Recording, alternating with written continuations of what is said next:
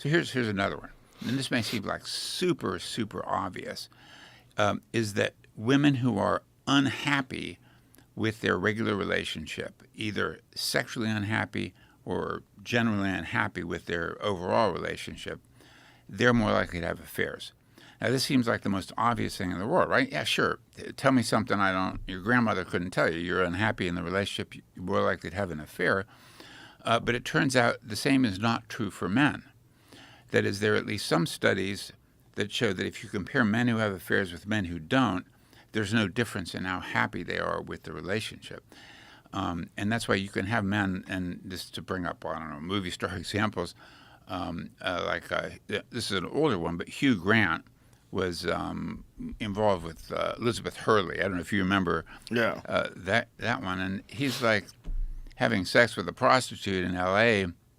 Why is he cheating with Elizabeth Hurley?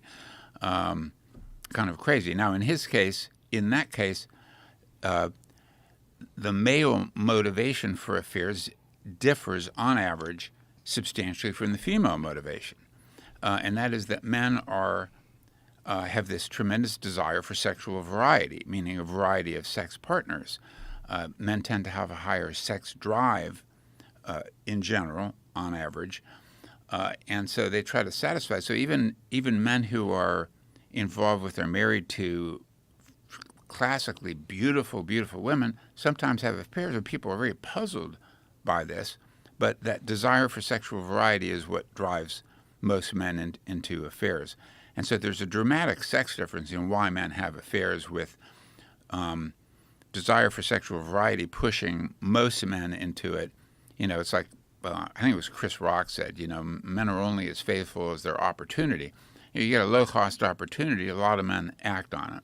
If you're like an academic, you're away at a conference, you're in a different town, some fall into bed with someone else, one night stand, a brief affair, and that's that.